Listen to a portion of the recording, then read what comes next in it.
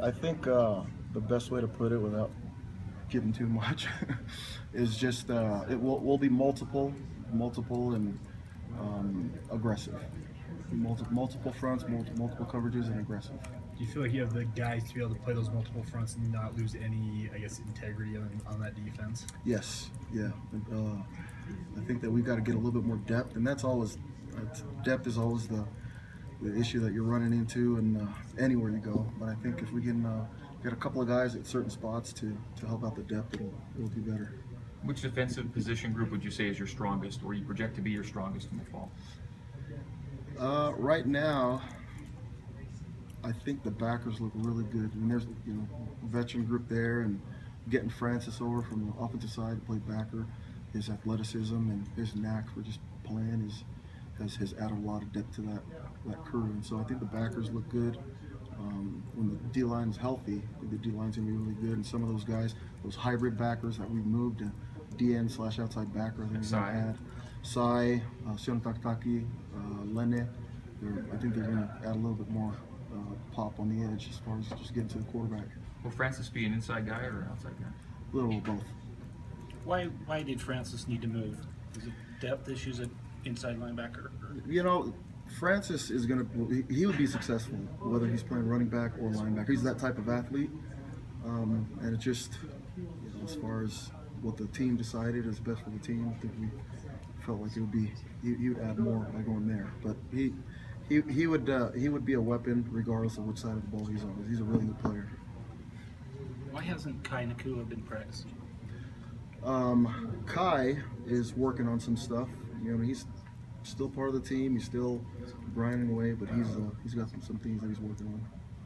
Any update on Isaiah Nakua, his brother? Is he going to be with the team at all that you're aware of? No update. You're going to have to ask Kalani on that one. In other words, I don't know. Okay. Don't you guys get one chance really to surprise things on your first opponent, Arizona? How important is it, or how much of an effort are you making to keep things pretty well close to the vest to not give them any advantage? There's no film on what you do. Yeah, I obviously I think anybody would agree that that's it would be a smart thing to try to keep as much as you can, and after that, everybody's going to know what we're doing. So try to get every competitive advantage that we can. And I think in this situation, it's just kind of keeping things on the low. What's a good amount of contact for spring, the way you see it? Keeping everybody healthy, I think, is the end goal. And so,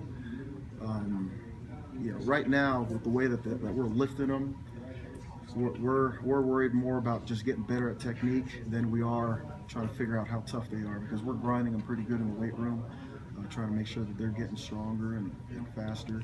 But I think the huddle tempo has been good to give them the right amount of rest, and we're not going very, very fast, which is giving them an opportunity to catch up. Because that's when you start seeing injuries, when guys are playing with bad technique and they're tired, and their core, as far as taking on blocks and tackling and all that stuff, starts to relax because they're exhausted.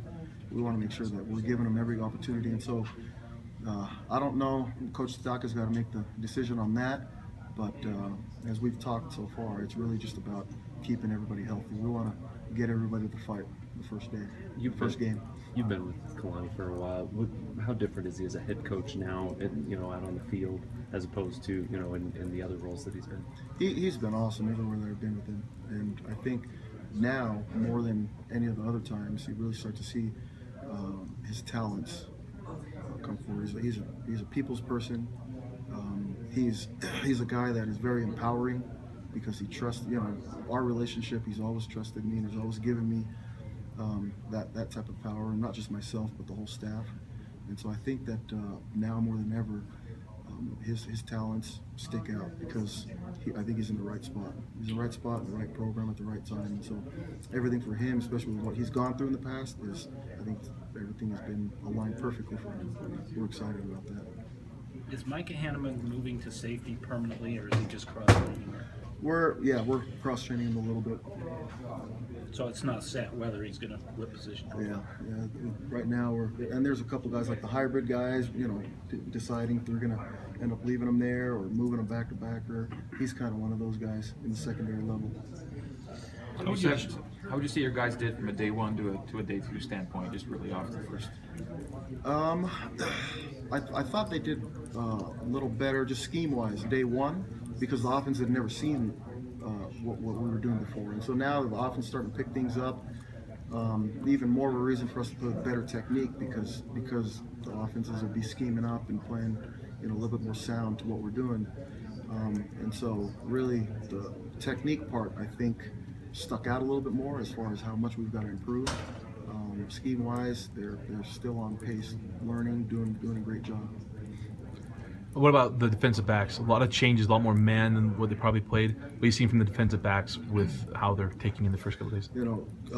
Ed Lamb and Gennaro Guilford are doing a great job working their technique, and like I said, the emphasis is on technique this spring, and so because they had not played as much, they did play a little but not as much, and verbiage, things that we're looking for in man coverage is a little bit, the emphasis is changing for them now, and so we just got to keep repping them over and over and over.